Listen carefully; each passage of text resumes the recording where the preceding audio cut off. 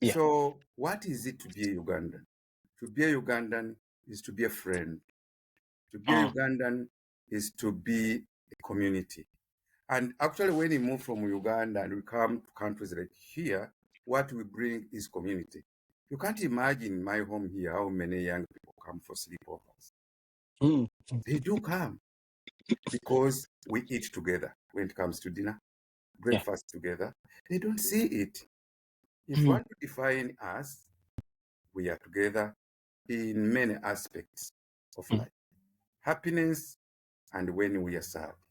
Mm. So especially the traditional Ugandan is to be happy. Yeah. That's what we are. We are challenged by so many, many things, but we always get time to find happiness Yeah. through meetings, through the. Actually, that's why I think in our culture we have the what we call it the rite of passage. Mm. In Uganda, we go about through about 4 of them. Once you are born, Mm. everyone is happy. Hello, and welcome to another Lived Quality conversation on the Lived Quality podcast. And joining me today is Mr. Kizito, who works with UREEP. UREEP is an organization that's a charity organization. It's helping girls, young girls in Uganda and young adults to sort of like, get tools and skills, for doing life. Yeah. We do need a lot of these kinds of organizations to help our young people to sort of be able to understand, get that connection back to their culture, get that connection back to their roots, and also orient themselves as they grow in this new age, these new modern times where we have now, it's much harder to find the older people to kind of like guide. And so some of these resources are there to help to fill some of these gaps. So once you told me about this, I was so excited. I was like, oh my God, we need to talk more about this. Yeah. And we've been chatting. And so it's really good to have you on, Mr. Chizito, but I'll let you introduce yourself more. Thank you. Thank you very much for inviting me. Yeah, I'm excited to be with you this afternoon. We are UREEP, Uganda Rural Education Equity Program. We believe in the girl's power. We believe in empowering the girl. We grew up in Uganda. We know what Uganda is. We know the challenges girls go through. And we believe that once we empower the girls, then we empower the community. We are aware girls go through a lot of challenges in areas of, education, areas of health, areas of security. So UREEP is registered here in Australia with the purpose of mobilizing friends, organizations to support the girl down in Uganda. So my name is Kizito Lubuulwa. I'm a social worker, much more interested in public administration and management. I'm happy to be here sharing ideas with my friend Clayton. And I think the day is going to be beautiful. We are going to have a great conversation. Yes. Yes, thank you, Mr. Chizito. And it's really good work. And, like in these times that we have the AI emerging, right? It's starting to like take over a lot of things that uh, we are used to as humans. And so now we have to start changing our like ways of doing life. Yeah. So the thing that has had me quite interested in, like of late, has been about Ugandanness, right? Like, and we are Ugandan. We come from Uganda, but I find that we're deeply we mostly identify with our tribes than with the bigger structure of Uganda. And this, of course, was imposed upon us by the colonialists. Yeah. So we understand the reason why it may be like that. Yeah. But on the larger scale, I find that as a Ugandan, as you travel from one place to another, live in different places, you start to notice certain things about Ugandans, which are just unique to us. Yeah. And it's like, things like, we're very multicultural people. We understand other different cultures. It's like, oh, Yeah. I may be associated to my tribe, but it's not the only one in the No. world. I know that there's many others and learn to work with We are them. a community a lot. Yes. Yeah. Mm. Yeah, we are very community oriented. Yes. So we have all these things we do that sort of start to stand out.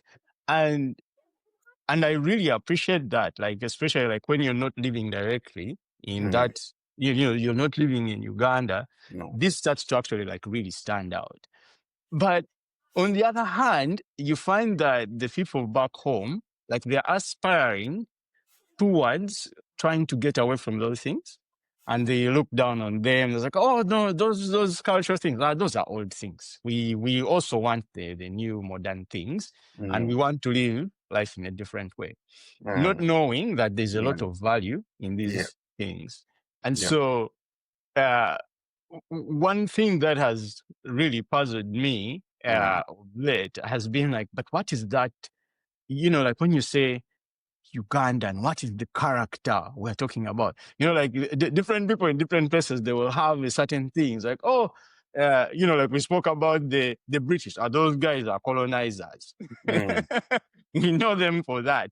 Mm. But yes, like, so I was wondering if we can go in that direction. First, explore a bit. Mm. What does it really mean to be a Ugandan, and in the different contexts? Like, what is it that happens? Because, like, I feel like as UREEP, as Mm. an organization, one of Mm. the things you're cultivating, Yeah. helping the young girls, is to become Ugandans. Yes. And so Through I Uganda. kind of feel, yeah. Have you met people visiting Uganda? The first thing they will tell you Mm, that when you go to Uganda, you meet friends for the first time. yeah. We are very friendly. We are community. When you grow up in Uganda, you grow up as a person who's out there to help, to Yeah. understand. And in my culture, but before that, I will tell you that our slogan in Europe is our culture, our community, our future. Mm, It's our culture that builds our community, and that is what gives us future. mm, So when you go to Uganda, the culture is still on, but we appreciate it might die if we don't do something about it. yeah. And the moment we lose it, we lose our identity. So whatever we do, we really need to promote it. Yeah. So what is it to be a Ugandan? To be a Ugandan is to be a friend. To be a Mm, Ugandan is to be a community. And actually, when we move from Uganda and we come to countries like here, what we bring is community. You can't imagine my home here how many young people come for sleepovers. mm, They do come because we eat together when it comes to dinner, breakfast together. They don't see it. If you mm, want to define us, we are together in many aspects of mm, life. Happiness and when we are sad. So what is it to be a Ugandan?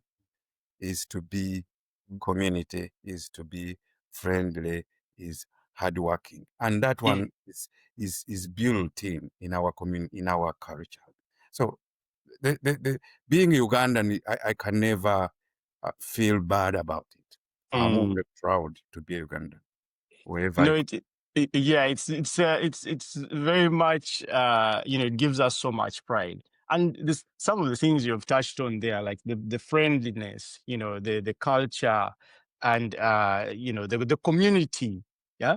But also Mhm. that whole, you added the hardworking. I really like that, because Mhm. these are some of the things that really puzzle us, especially in these communities which are a bit different, whereby you find like, you know the example I like to use is the neighbors, right? Mhm.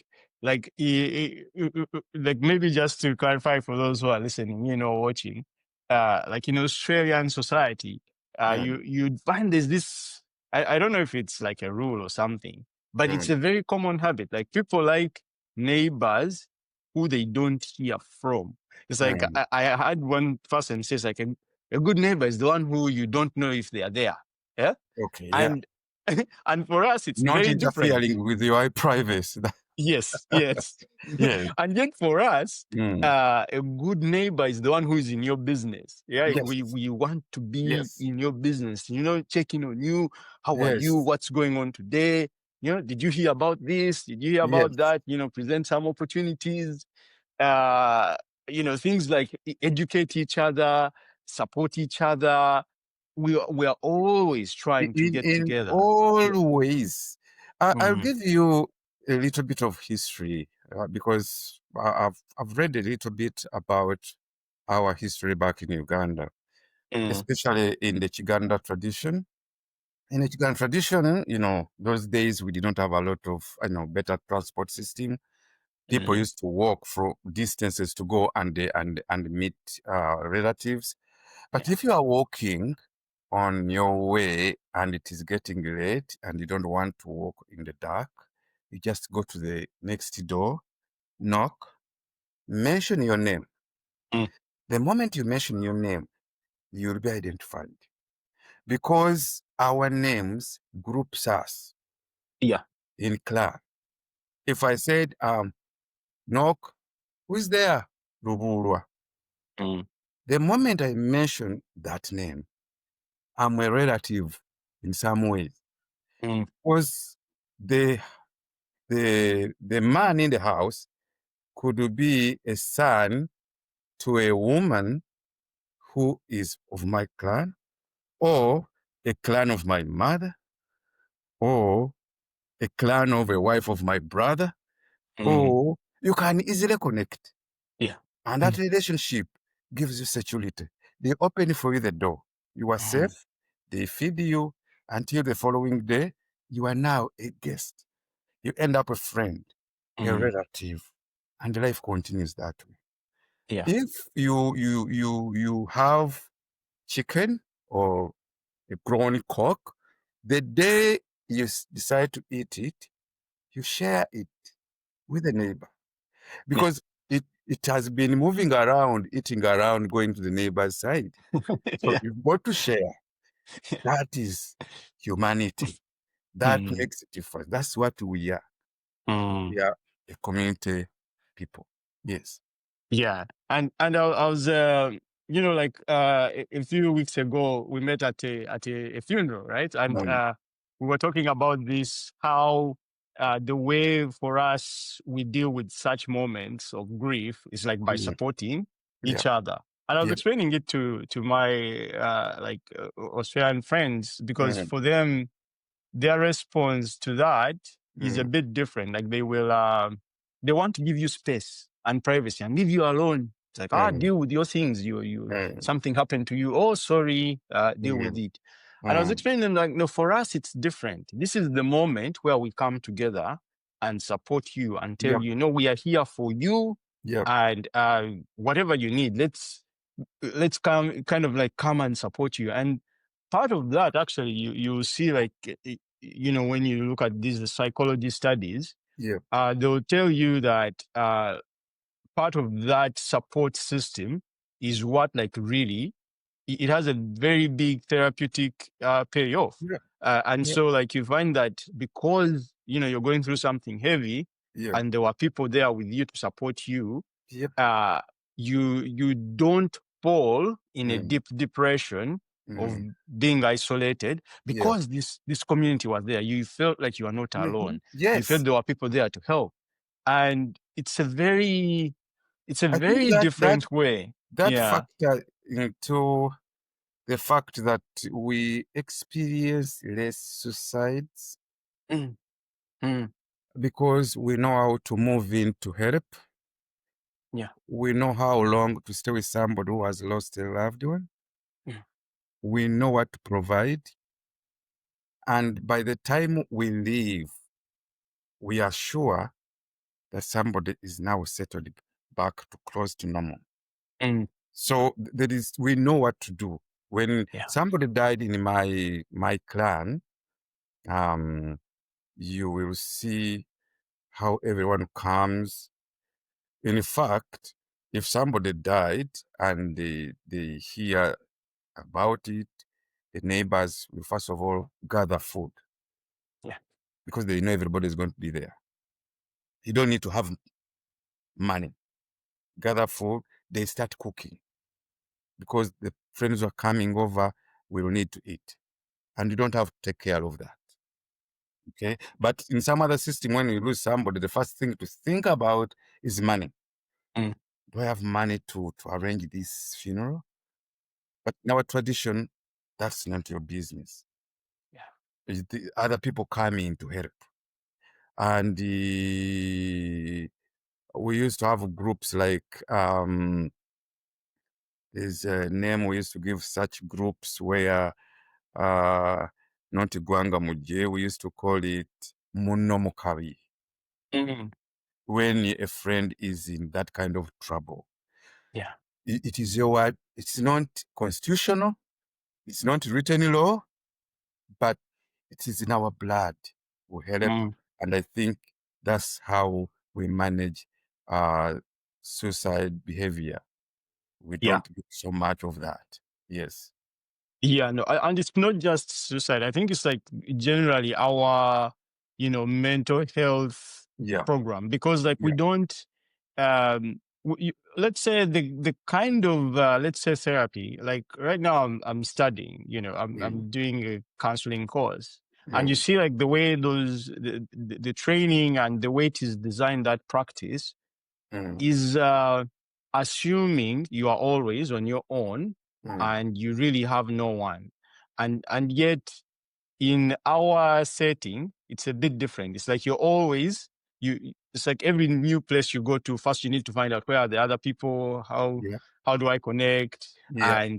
And the other interesting thing about like our community is like once you connect with someone, it's like now they have become almost like a family member. It's Exactly. very strange, like to get out of connection. Like even an example, like this morning we went out, to have some breakfast, and there's a family that they used to be our neighbors, like about 5-6 years ago, and we see them walking by, and we recognize like, oh, these guys, they used to be our neighbors. We don't Yeah. even remember their names, but we're going to stop them and say hello. And so we Yes. stop them and Yes. we speak to them and we try and catch up the lost time. And they remind us their names. We remind them our names. But we have that recognition. We can't lose that connection, Yes. because for us, like once you become a member of the community, it's like that's it. Whether you move away or you do something bad, it's like we You still remain a remember friend. you. Yeah, you Yes. remain A there. friend. You Yeah. remain the community. Yeah. To be Which a is very Ugandan is challenging in its own way, but I think the way we conduct our lives is good. Let yeah. alone, as you mentioned at the very start, the modern way of life is now challenging our ways. Mm. Um, as I told you, we used to organize resources when some other people have lost, when friends have lost their loved one. But now it is becoming a challenge because life is becoming more market oriented. Mm. When you grow your own food, you have enough, the rest you want to sell.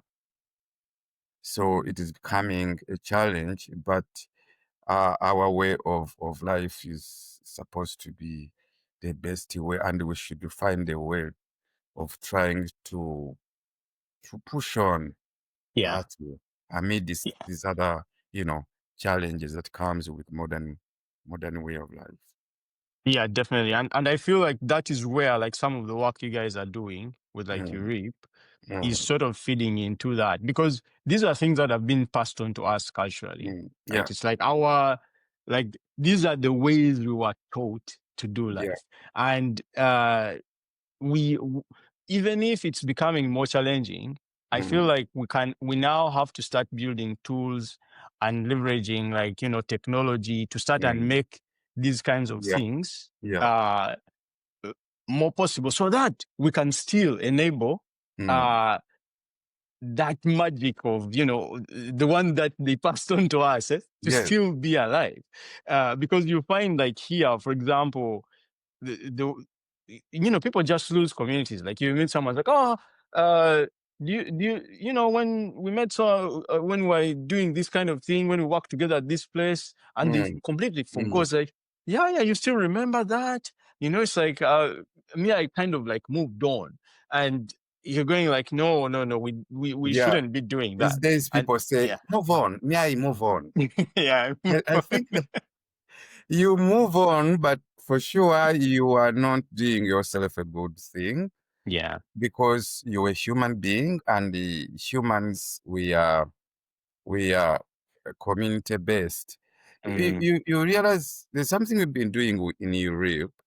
mm, We train young people to be community based.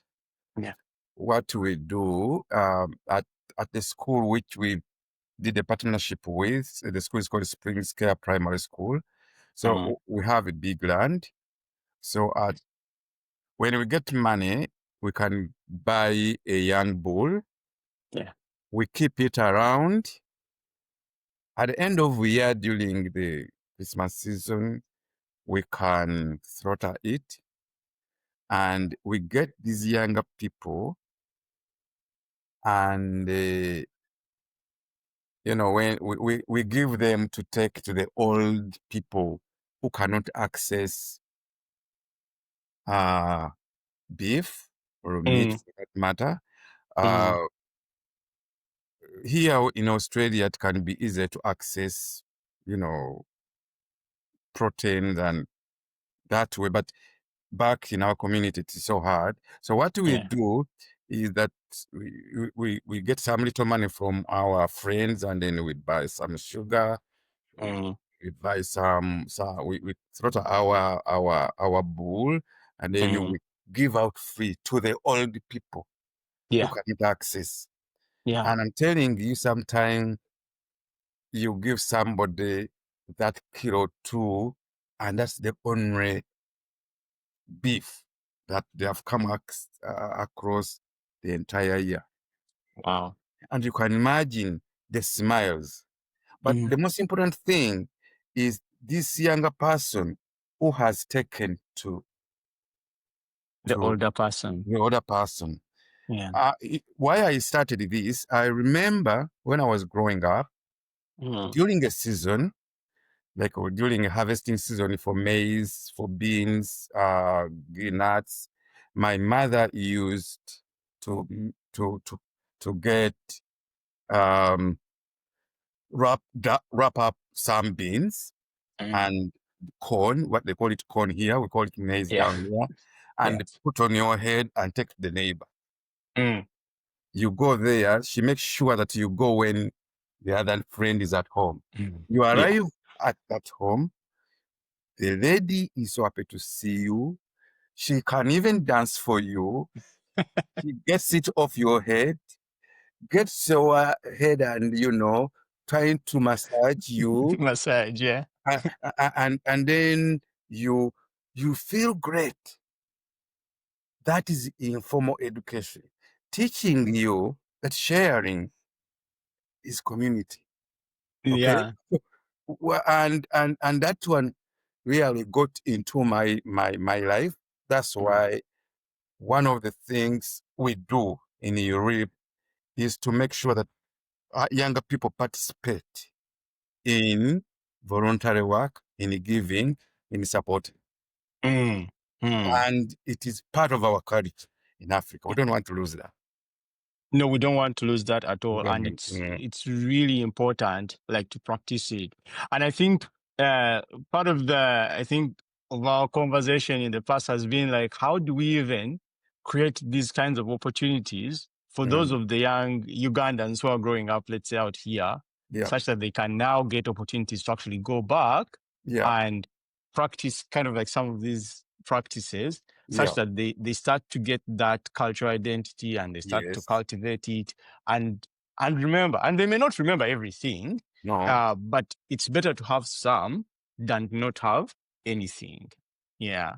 So I feel like some of these projects actually, it's really, really good to see that, you guys have this initiative, and it's definitely going to help, to preserve the culture and to preserve these traditions such that they can be passed on. Yeah. So it's really, really commendable work that you guys are doing there. Um, yeah, but in also relation to that, like, uh, speaking of the young Ugandans growing out here, I mean, they go through like a lot of challenges, and some of, we're talking about like the mental health there before, Yes. and it's very interesting because like, the way these let's say developed countries have been shaped, Yeah. you find there's very little opportunity for, human connection, like, relationship, because Yes. most of the things are automated, and so Yeah. like, if you really want it, you can actually do your own life, Yeah. most of it without having to engage with other people. but Yes. but like, you can't, like, we have that saying back home, like, no man is a what, no man is an And I, island. yes. Yeah, you still need to connect. If you don't connect, the Yeah, quality of life you have is poor, to be yeah, sincere. Yeah. yeah. You need to connect. I see young people here trying to have friends online, and it does not really give them what uh, they are supposed to have when they connect Mm, directly to friends. I see it when they come over for sleepover. mm, The night is so active. mm. They are sharing, they are cooking together, they are eating together, they are talking, they are laughing, which you cannot do online like that. It is No. not easy. So, as you put it, what does that mean? What is it to be a Ugandan, e- especially a traditional Ugandan? Is to be happy. Yes. That's what we are. We are challenged by so many things, but we always get time to find happiness Yeah. through meetings, through the. Actually, that's why I think in our culture we have the what we call it the rite of passage. Mm, In Uganda, we go about through about 4 of them. Once you were born, mm, everyone is happy. I remember when my children were born, my mother would come, get the baby when the baby is about 2, 3 days, check mm. the baby, and that checking like DNA, just just to be sure it's our child, and Yeah. checking the fingers and all that, and then at the end she'll tell you, look, this is our child, because Mm, they can see the toes or the eyes. They resemble the other aunt, the other grand somebody. So yeah. that is, everyone is together, we eat together. And actually we used to have a fire Mm, back in the tradition, a fire. That's why we get the word kasiki. Kasiki, mm. a chisiki is a piece of wood Yeah. which is a remaining part of the wood after a fire has been put out. Yeah. Yeah. So we used to have that fire. People gather. This baby is introduced to the community, and Mm, that stick is kept to be brought back the very day if that girl is marrying the day oh. before. That's why you have a kasiki. I did not know that. Yes, that's a first gathering.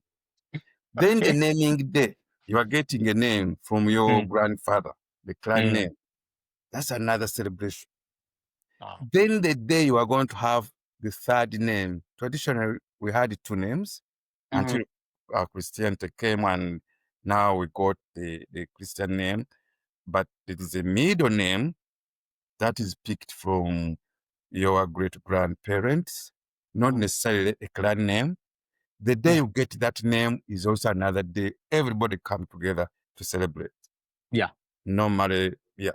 When you were a boy, now you are growing up, living with your community, working with your dad, until the marriage. That's Yeah. another day. Yeah. That's a rite of passage. Then when you marry, you live your life, then until you die. That is another day. Everyone come together. But Oh, because we know you cannot be kept for a long time, they will bury you in 2-3 days. But other people miss. yeah. That's why we have a last funeral rite. Mm. They will announce for everybody to come. Yeah. That can be maybe after 6 months or 2 months or 3 months. And then we do the last funeral. All those occasions, all those ceremonies Mm. help us to keep together Yeah. as a community, to Yeah. remember, to celebrate the life, even if somebody is dead, to keep Mm. together so that those who lost their loved one can catch up, can, So that is being a Ugandan. No, you've described it really beautifully. Thank you for that. Because like I've even learned some new things. Like I always didn't know what a kasiki was. Like, oh, okay, we know what it is, but where does Yes. it come from? So that origin Yeah. is By very, the very way, on the interesting. first Yeah. Kasiki, the baby is given to the laps of the dad, the father. Oh, okay. Even when the girl is going to be married, Mm. the last thing she will do to finally sit on the laps of her dad, and that dad gives her off. Mm. So where everybody was invited when you are born, Mm. everybody is invited when you are going into a marriage. Yeah. Yeah. That's a rite of Wow. passage. You are passing from being a child in a home into Mm. an adult who's making your own home. Everybody is there. Mm. It Mm. is something where everybody participates. That's why uh, uh, marriages would not easily break because it was a community thing. Yeah. If the Yeah. boy is not behaving, there are many people who talk to him. If Mm. the girl, which was very rare, is not behaving, then there are so many people in the community who Yeah. try to make sure that the marriage works. Yeah. And it's very much part of that thing we're talking about earlier, where everyone is Yes. a part of your business Yes. because they wish you well. Like your success is their Yes. success, right? And Because so their the community is made out of those individuals. The yeah. individuals need to be successful for the community to be successful. So we Uh, must participate. and it's interesting because when you say that, what it reminds me of is like let's say out here, Mm, uh when we're a bit more spread out and you're mm, sort of doing your own life, mm, uh these moments of success become very strange because sometimes you miss even celebrating some of them because you don't really know mm. how even to go about it, which people Yeah, to involve, because yeah. the community is a bit widespread. Yes, yes, And while we in our, you'd say, natural habitat, you yeah. would not need to think about that, like No, it would just happen. And no. there's a lot of those things which are sort of like people who are tracking your milestone, your progress, and coming, Yes. oh, no, no, no, this should be this way. You're looking for information where you're, like you're saying, you have a young couple that just started their home, Mm, and they probably may not know how to go about running a home and yeah. how to live married life. But Yes. because there is this larger social Community. Mhm, community which mm. is invested in their success, Yes. they're always saying, like, no, no, you need to know about this. Oh, you seem to be struggling this way.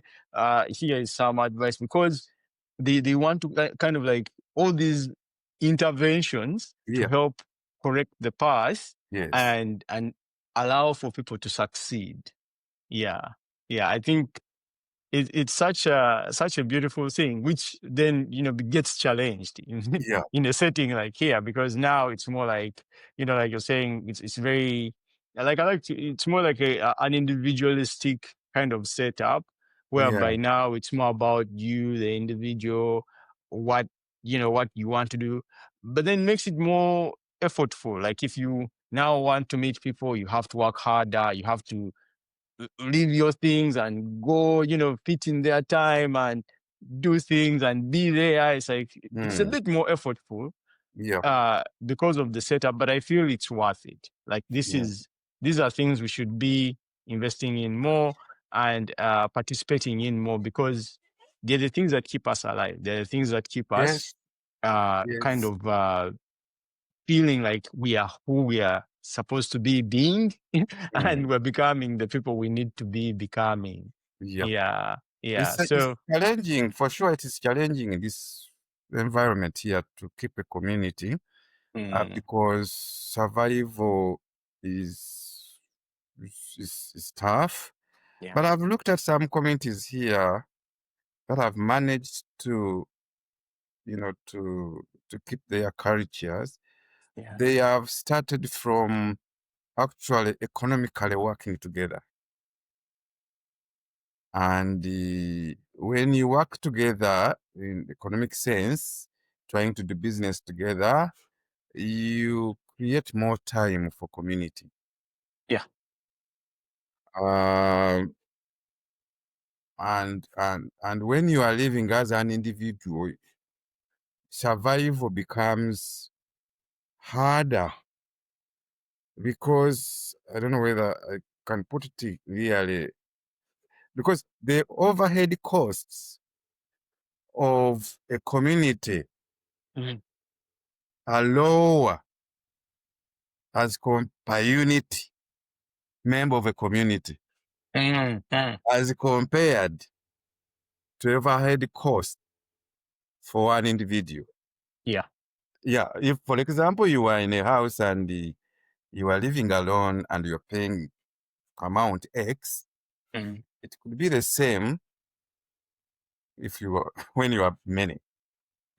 But the cost per unit person in that community is low. It's going to drop. Yes. So individualism that we are somehow living makes it so costly. And when it is so costly, we don't have time for ourselves.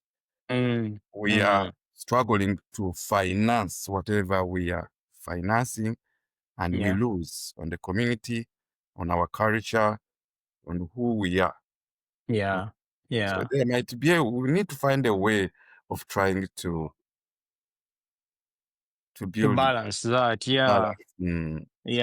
But, now you say that, like I feel curious now about how do we, like in our cultures back home, how do we enable still for the individuals to develop as individuals, because like we have like these really strong cultures that sort of like really properly define what you should be. Like you're sharing earlier about how just the mention of my name sort of already classifies me. It's like, oh no, that's your name. Oh, so you must be in this category. You come from this. You're related to and so. Like you can just by the mention of the name, the location of this person. And where they fall in the whole system. But now I'm curious, like how, because I really don't know how we do it. Like how does that setup facilitate for individuals to still achieve their uniqueness and bring, develop into those, develop their capacities, develop their talents, develop who they are meant to be as unique individuals within the framework. Just like the school system, in a school community, we identify younger people. Say this one is a musician, will be a musician. This one will be a runner or whatever skill we identify you with. And it's upon that school community to support you. Traditionally, even in our culture, we used to identify talent and support them in that direction. Leaders, you'll be the firstborn, but your dad may not prepare you to be his heir because you don't seem to be good at that. Mm. You might be good at farming. The community will easily say, oh, let us find land, okay, for him. He's interested in farming. Yeah. So we used still to support individuals to secure their talents, to secure their goals, to be what they want to be. And Mm. the community was good at identifying them. Mm. So And I think it's part of what you are mentioning before, like when the aunties come to look at the child yes, to notice certain patterns and go yes, like, oh, no, this one is more like this. And then they ye- sort of start to invest in that specific kind of yes. specialized training, if you may call it that. Uh-huh. I Yeah. remember I had an aunt. The paternal one, that's the sister of your father. Mm. They used to be very political. They are very serious. They want a great outcome Mm. of the children of their brothers because they belong to the same clan. Mm. And they would visit and sit there when domestic chores are being carried out.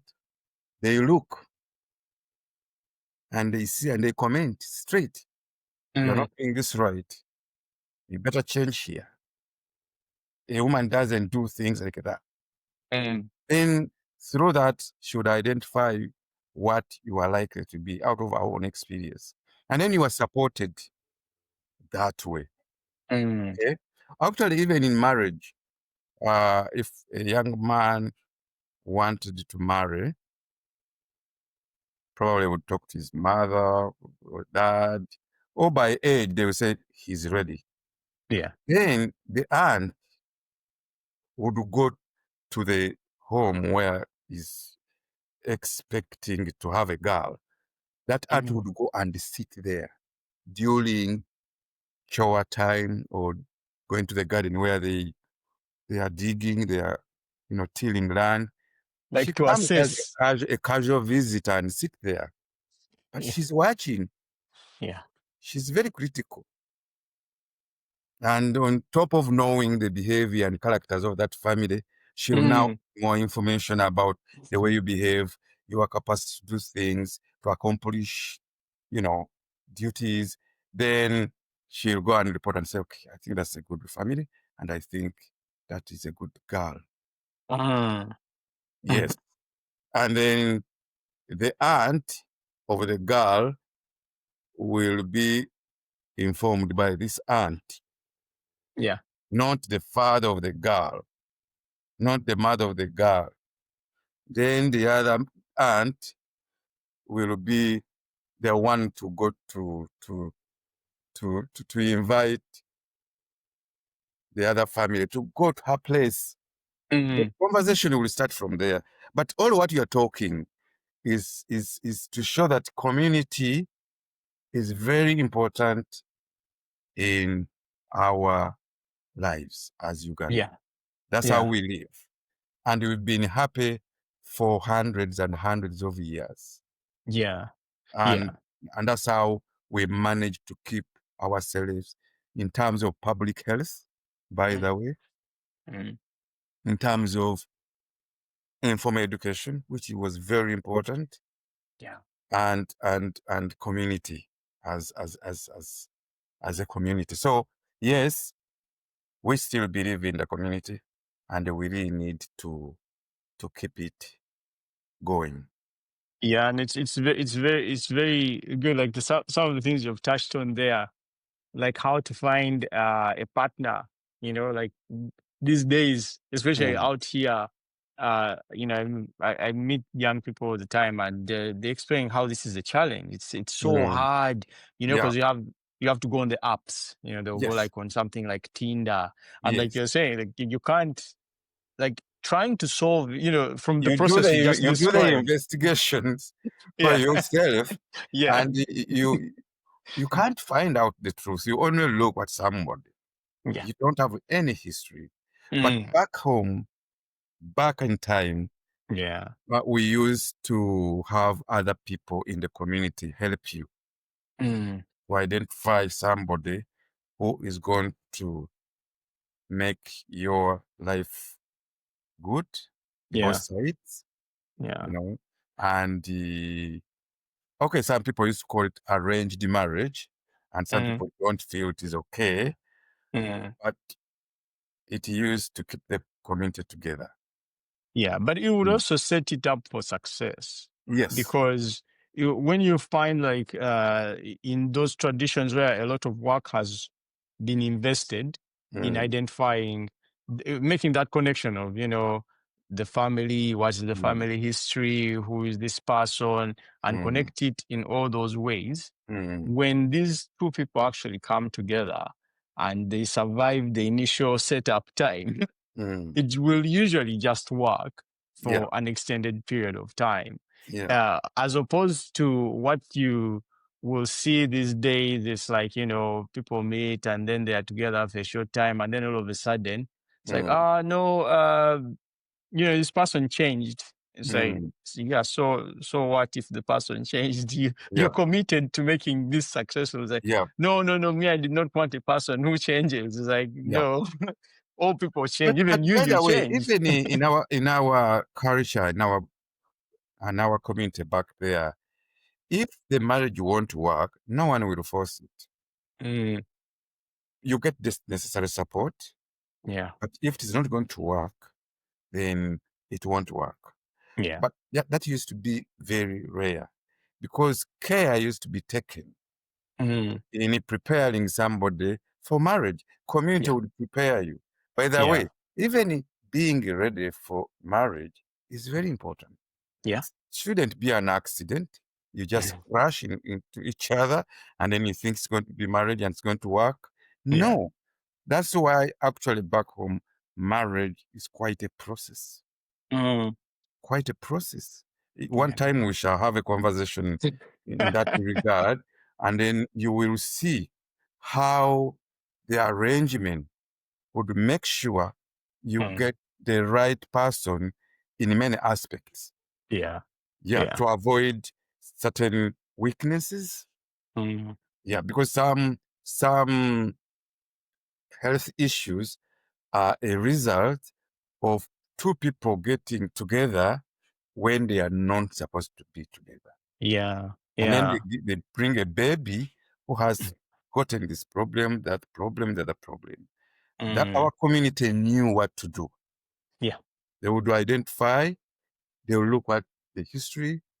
And by the way, like in the Chigan tradition, you are not even supposed to get married to a person of the same clan with your mother, mm, mm. leave alone your father's clan. You don't. They made Yeah, sure there's that distance. they separate those lines. Yes. Yeah, Yeah, so that if there's a weakness in that line, it mm, doesn't cross over, mm, that science, that biology there. So yeah. care used to be taken. But all Mm. that was being driven around a community that The worked. community. Yes. Yeah. Mm. And it was all in service of, preserving that community, allowing it, Uh-huh. to Succeed. continue and Yes. be successful. Yes. Yeah.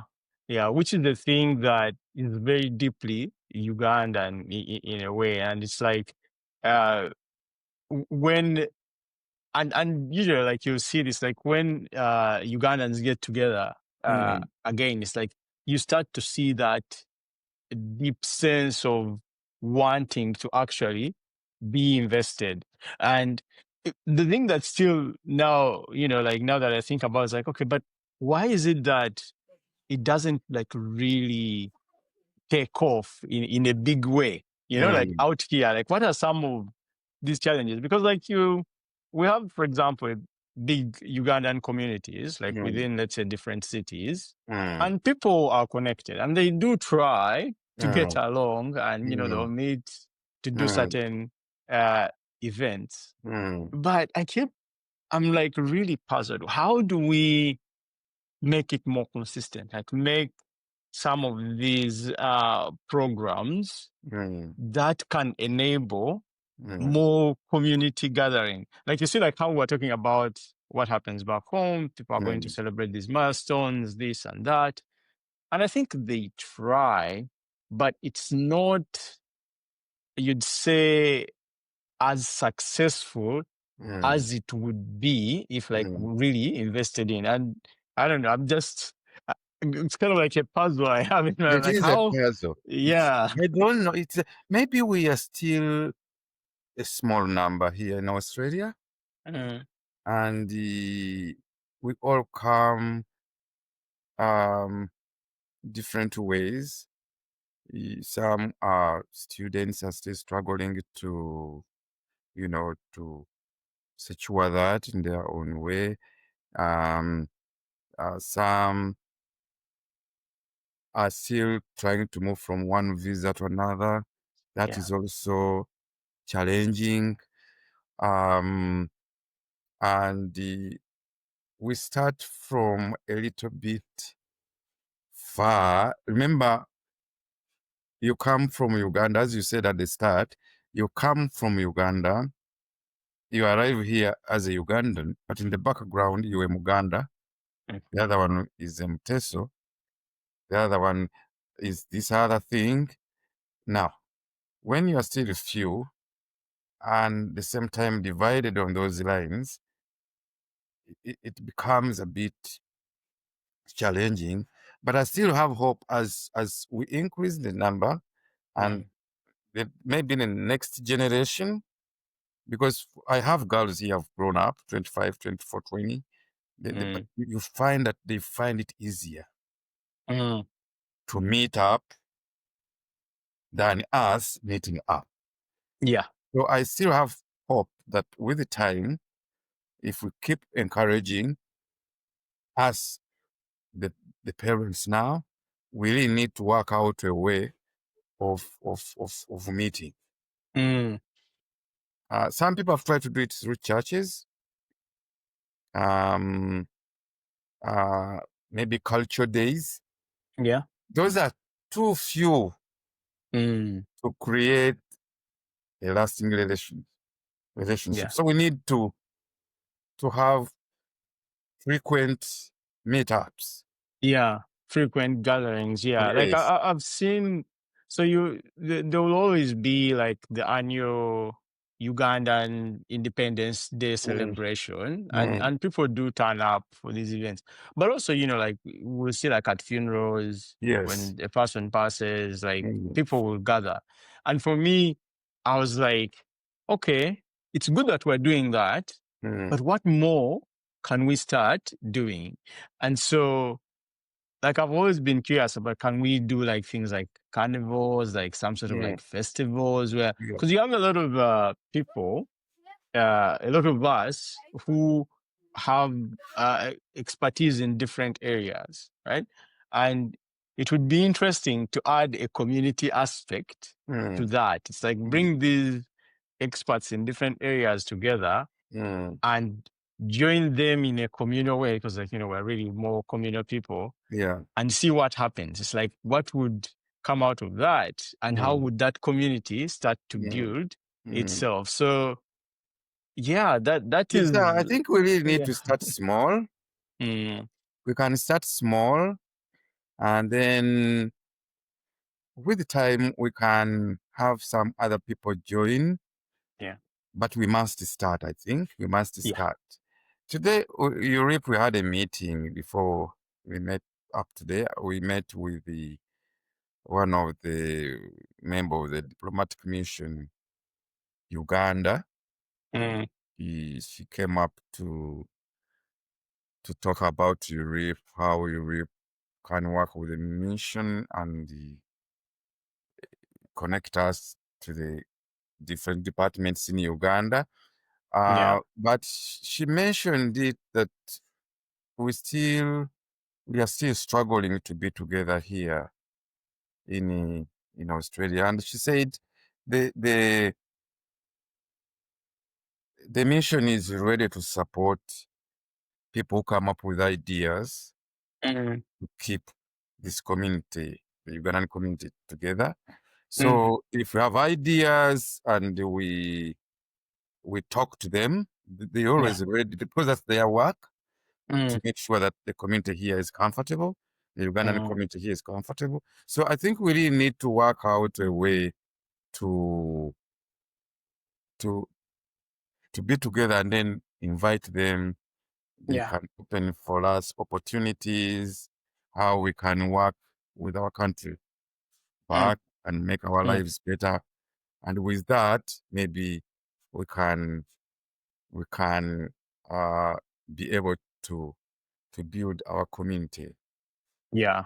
I think we Yeah. really No. need to work it out. So Yeah. No. she's ready. She That's. talked to us and she said, for us, we are ready. If you have a community and you want us to come and talk to you and share on how to build a bigger, better, healthy community here in Australia, Yeah. we are ready. I know that would be good because, like, then I think we need more of that information because I think people may not even know about it. Like, if they have ideas, uh, people trying to work in different sectors. Like, I know some artists, musicians, just trying to get together and build like their own community of, creative people.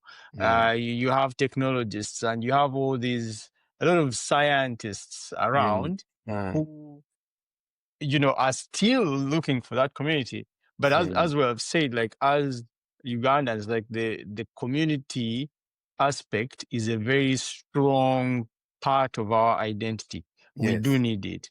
And so because of that, we do have to be very intentional and start taking advantage of these kinds of Yeah. opportunities. Yes. Yeah. So I don't know if you have the details. We may add them to, like, at the recording here so that people can maybe reach out and send some information later.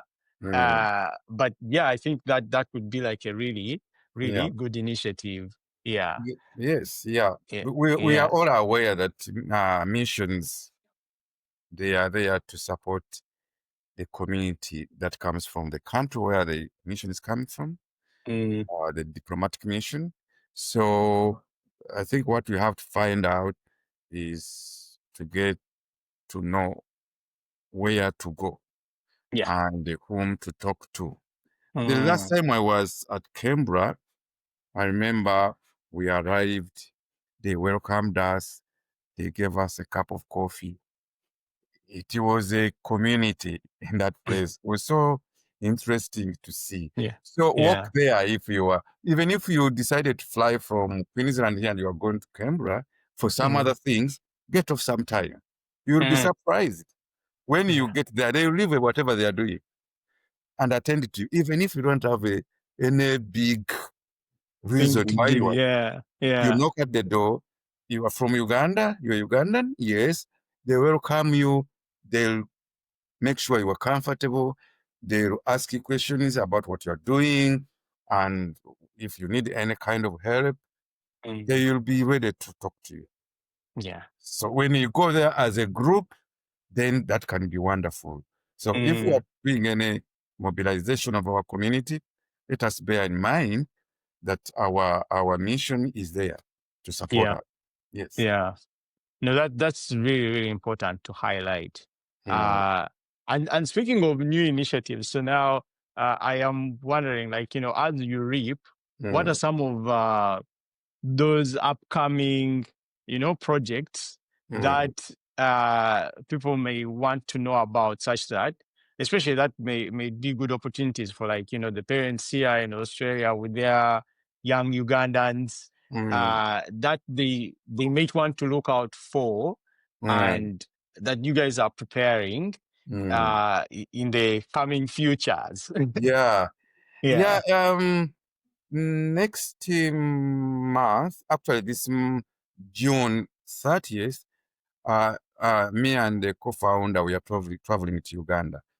So when we get there, one of the few things we are going to do is to meet with stakeholders of schools in Mukono and find out schools that can be able to organize activities, and if they have capacity to accommodate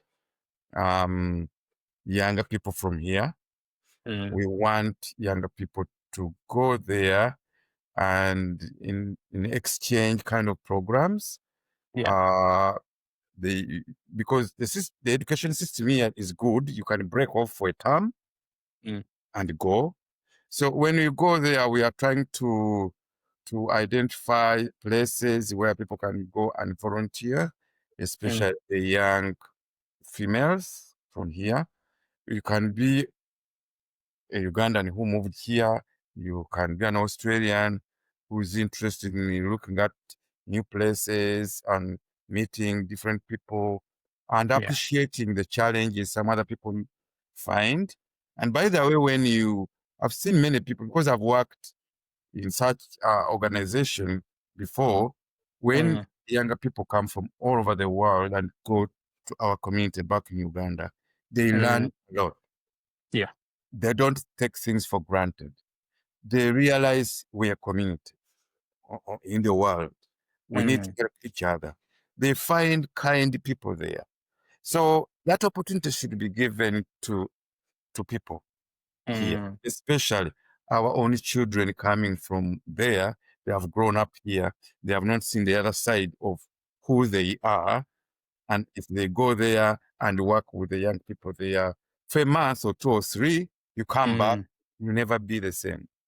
You'll never be the same. It's a big opportunity. So we are going there to create that opportunity. When we come back, we shall let you know what is there. And we shall put up things on our website for people to visit at ureep.org. And then you can apply to volunteer, go and volunteer and work with the community there. Uganda currently is safe, generally safe, especially where we operate, Kampala, Mukono, the central area. So it is safe. And by the way, the Ugandan mission here, they said they can help in speeding up the applications, visa applications, and making sure everyone is safe when you are in Uganda. No, that's wonderful. That's such a great initiative. And while you were sharing that, I was thinking about, like, I recently spoke to Doreen Bayangana. She's one of she's a Ugandan author who is currently in Queensland, and she writes short stories about things that have happened in Uganda. And in her work, she dramatizes a lot what happens in schools, what happens at schools. And while you're sharing that, I was like, okay, that reminds me of, like, she said something about one interesting thing about Uganda being multicultural. It's like the place where you learn that is when you go to boarding school. It's like the stage where everyone comes together from different parts of the country with their different ways. And now you're forced to live with these people and learn all these things about different parts and different cultures. And it's like, whether in high school or, at university, like, once you go into that setup and you experience that, you really can never be the same. Yesterday I was sharing with my son at the airport, and we talked about public transport in Uganda and how it factors into our community. You go into a 14-seater or a 25-seater or a bus. You have all come from the different places, parts. okay? And you sit in a commuter. You drive for 2 hours or 1 hour or 30 minutes. You are already conversing. Yeah. You're already friends. You talk, and in fact, somebody can even start preaching. Yeah. You understand? we shared a lot. There's some problems when you are in the taxi. How those operators sometimes can be unfriendly. Yeah. But you put that aside. Okay, and we share that that short time, 30 minutes in the taxi, in the jam, Yeah. you talk, you make friends in public transport system. Yeah. But Yeah. uncomfortable as it may be, but we still meet friends. You understand what Yeah. I mean? So Yeah. one time we shall talk about the life in a Mm. public transport system in Uganda. You will be surprised how interesting it can be. Yeah, no, like I can picture it, and like, and I try to compare it here, like where everybody has their headphones on Uh-huh. and is on their phone and Yes. trying to not notice anyone who is sitting next to them and just trying to be on their own. Because when you're in a train here, you can forget until somebody will announce that you are arriving at your station. Now, in Uganda, if you forget to tell the driver that I've arrived, they'll take you so many kilometers off, Yeah, so yeah, you have to be up and alert. yeah, Mm, definitely. So, And I think it's all part of that friendliness we were talking yes, about before. yes. Because Yeah. even if you dozed off a bit, Mm. your neighbor already knows where you are going. Because the first thing you did was to share, where are you going? What are you going to do there? Who's there? Oh, my daughter, I'm going to meet my daughter and this and that. Yeah. Oh, okay, what area? Oh, down there. Oh, near that big tree there. Yes. Mm. Okay, I Mm. know that place. All right. So if you forget, he will be the first person to tell you that, oh, this is your stage. Yeah. And Mm, and even that reminds me, like when people share like where they come from, all of a mm. sudden it's like, oh no, actually we are neighbors. Yes, My so and so comes also from lives that there. area. Oh, that man.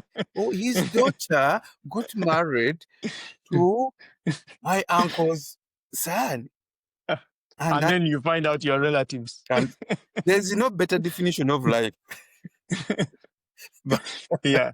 than that.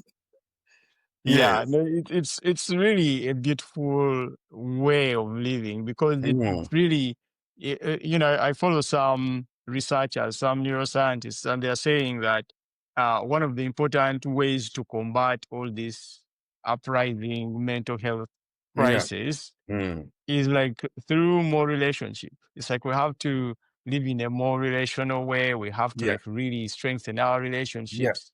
And it's so interesting. Like for us, we already have that. Like we've been trained that way. We're so this is Yes. such a comfortable way for us to live. And the And more we try so to run yeah, away from that, yeah, the more issues we are getting. yeah, Yes. yeah, We better turn and look back and say, guys, we are losing it. yeah, If we yeah. allow that, we are going to be lonely in a Mm, very big group of people. yeah. Mm, And all the crises, all these mm. mental health problems, they start from that. Did you know that in Uganda, in our cultures, tour and travel is not a thing that we do very formally? Yeah. But if somebody died the other side of a country, even if you don't know that person, but is your friend has lost somebody, Mm. that's the time to tour that place, that part Yeah. of the world. Yeah. You all go. You meet in the commuter or in the bus, and you find that you are meeting for the first time in that bus. Mm. Many of you, because Yeah. the person seated near you has joined because she's a friend of a brother of the person you know. Yeah. Yeah. And now you are meeting and ask, you don't ask, No. why are you here? Who brings you here? Mm. No, Mm. you just join the going Yeah. and you go and you converse and you laugh, Yeah. and you find new places. Mm. That's how we tour. It is embedded in our culture now. Yeah. Okay? But we don't invite somebody to attend the funeral. We don't. Mm. No. Mm. It's so Actually, interesting. a Yeah. long time ago, if you are just walking your way and they are they are actually burying somebody, you can't pass. Mm. You go. You go. Yeah. And people are crying. You can cry. Mm. You can. You can participate Yeah. in the entire thing. I'm telling you, one time I'll tell you about the passing of my grandmother. Mm. I still recall and recall the whole process and how it it helped us to understand Mm. that she had died, Mm. but not gone for forever. Mm. It's the way the community made it seem that she was around, Mm. you know, and like she was part of the community still. So Yeah. one time we shall have a conversation around that area, and then you will see how the community worked it out Mm. to make sure that whatever we go through, we can still manage. Yeah. Yeah. Yeah. No, it's a very strong part Mm. of being of our identity as Ugandans, and I feel we need to speak more about it and like really champion, especially now, like in Uganda, there's going to be elections, Yeah. and so usually that time people get a bit divided Yes. by who they're wanting to support, Mm. and they forget these essential Yeah. aspects, like no, we are still one community, and we should like really think about this from the good of the community, Mm. uh and how that is going to elevate our communities and improve the life that we are leading. And it's something like really important to consider. You mentioned like the touring side of things. Yeah. Like a lot of young people will go, they want to go sightseeing, right? Yes. And they'll go to a place and they'll look at the site and they'll take pictures, but that's Mm. not really touring, because you don't really know how the people live life there. You Yeah. don't know what it's like, what the cultures are. And yet for us, I think that's what happens. Like when you go to visit a place, you see, you have to go to a home, You got you a have to, home. sleep at someone's home and Yes. see what life is like. And Yes. so you will know someone in that place. Actually, you now say, I know someone in that Yes. place. Every time I want to go there, I'll go and see them. And you may know a few other facts about, the Yeah. different sites to see. Yeah. But most importantly is the new relationship that you have Yes. built That's in why that actually for place. us with UREEP, when we go and look at families, we shall Mm, try to identify some families where if I go or young people from here go there, they can go to yeah. those communities, to those Yeah. families and share for a night or Mm, two, yeah. and then hear their stories. Yeah. Yeah. Yes. Because I remember one time we had an organization where we used to have a fire, Mm, and during the fire we used to call them campfires, mm, and we would sit together, call an elderly person, mm, and do it the traditional way. That person will tell us stories, and I learned so many stories from my grandmother, stories that pass knowledge from them yeah. to the new generation. Just one story will teach you about security, for example. Mm, A story will teach you about marriage. A story will teach you about raising a child. uh, A story will tell you a line of understanding of what life is. yeah. Just a story. And when I was learning those stories, I would learn something in a way that was very easy, Mm. and and because when you are doing that learning, that informal learning, you are not expected to do an exam at the end, Yeah. but you just naturally feel that you've gotten some values Mm. that can help you to do better, even when you get into unemployment, even Mm. when you go into marriage or Yeah. any kind of responsibility.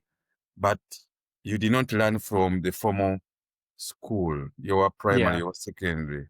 No, you learned it from your grandmother. And those Mm. stories used to come in the evening on the stove where they are Yeah. cooking from, the cooking place.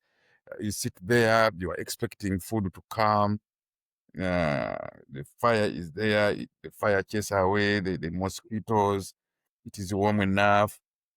And the anticipation of the dinner that is coming, Mm. and it is dark elsewhere, you are settled, you are now focused. Yeah. Then the lecture or the lesson will be delivered so effectively. And you'll go and sleep over it, because after that, yes, yes, without writing any notes anywhere, but you get everything with time. Yeah. That's how we are built as responsible people in a community that is Yeah. responsible, that cares. Mm. No, Mm. that is so beautiful, and I think like really creating a structure where these things can happen again, Yeah. and connect it with our modern people, and this is like speaks to part of another project I have. I'll Mm. call it Boabab life hacks. Mm. Life Mm. hacks from, I think, life hacks from the Boabab tree, Mm. where we are. Yes, the one I Yeah, listened to.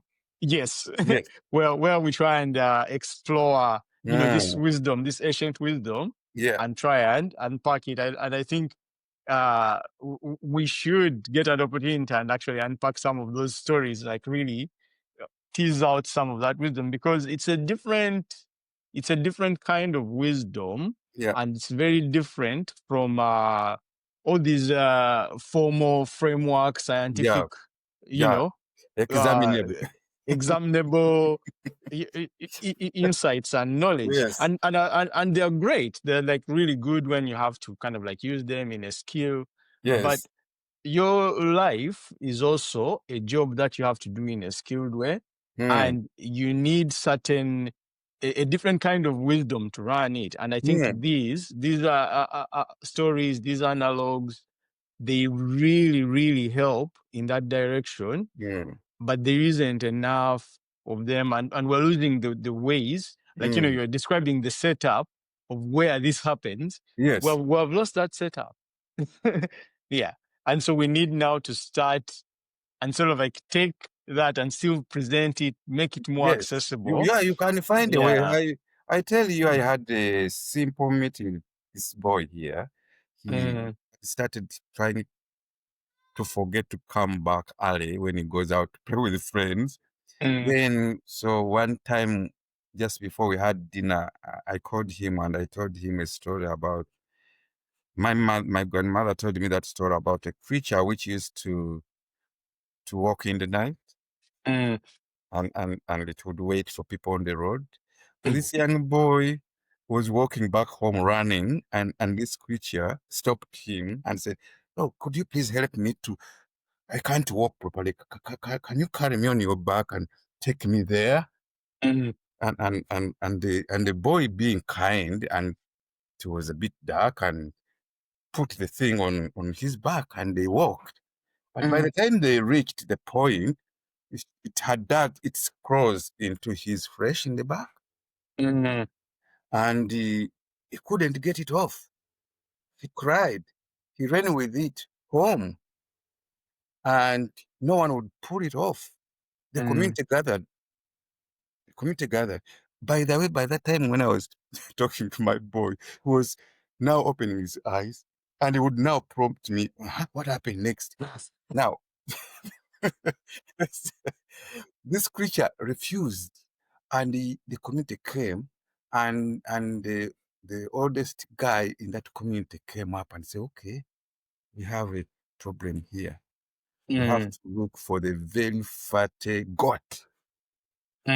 Bring it here, put it direct on a fire, and then when this creature looks at it, dripping with fat, will jump off the back of this boy. And Yeah. it worked. So they got a goat. And all that process, the boy was dying, was suffering. Oh my God. So they made a fire.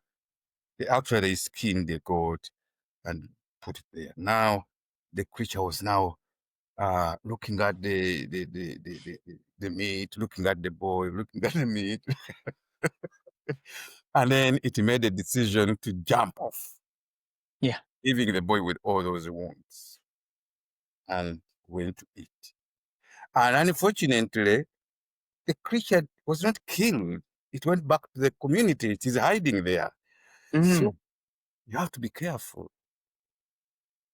That creature can get you. Yeah. So when you're playing out there, remember, you have to get back home when the sun is still up. Otherwise, it will be a problem to you yourself and the community. So, but at the end of the story, he looked at me and he was trying to but he asked, does that happen in Africa? Is that what happens?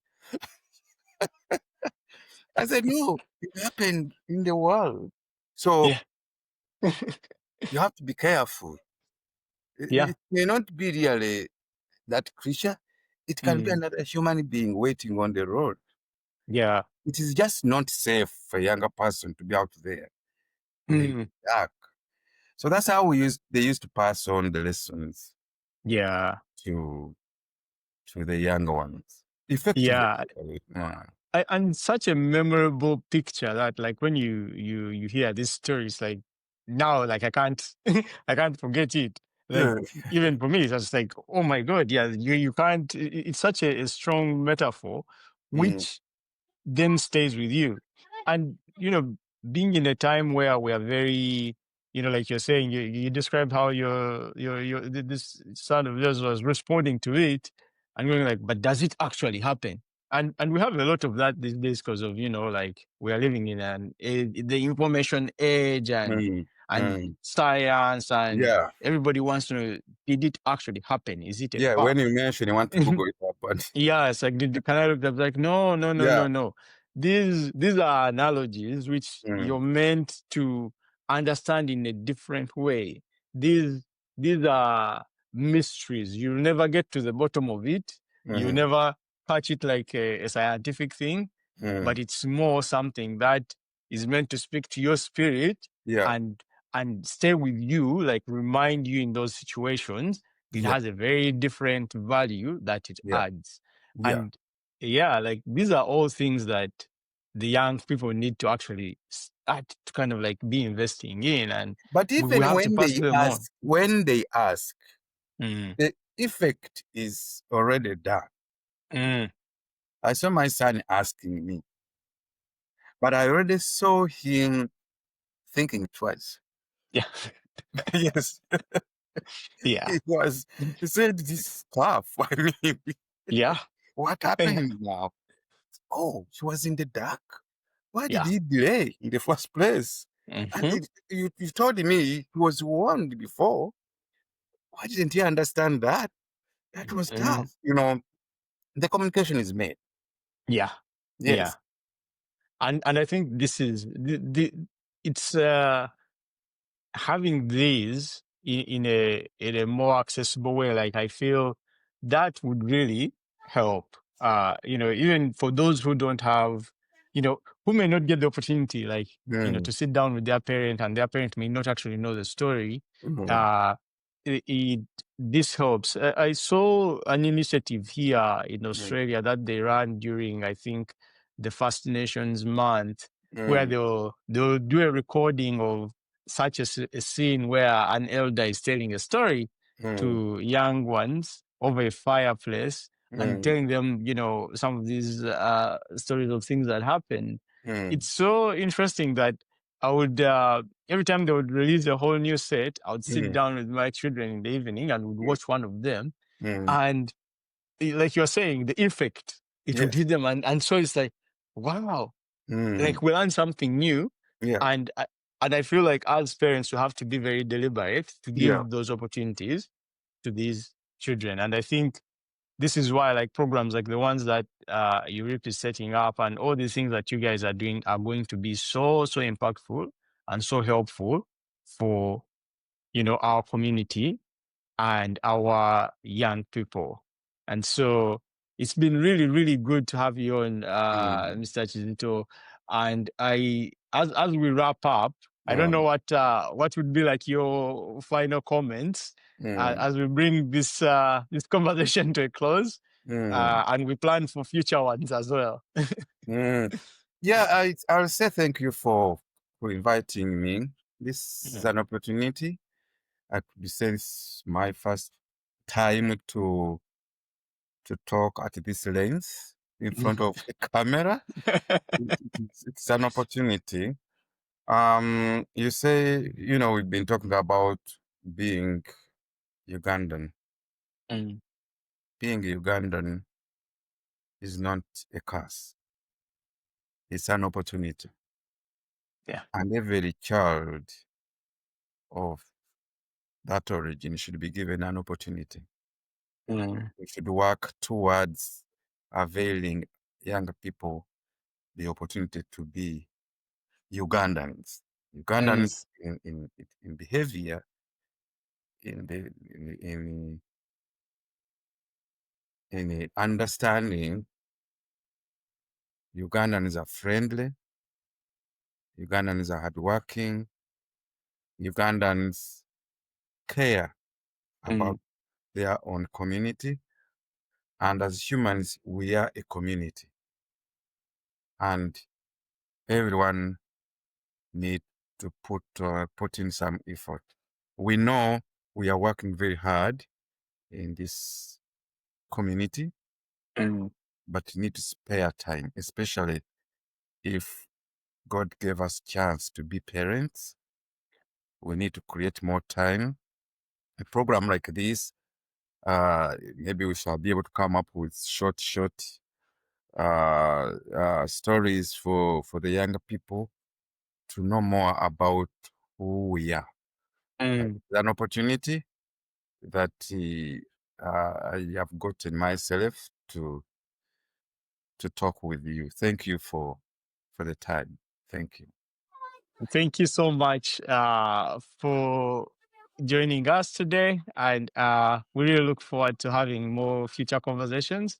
And please, everyone, look up ureep.org and the work that that organization is doing, and watch out for all the new upcoming projects, and join to be a volunteer, support this initiative. It's definitely going to help our community. Thank you. Thank you very much. Bye-bye.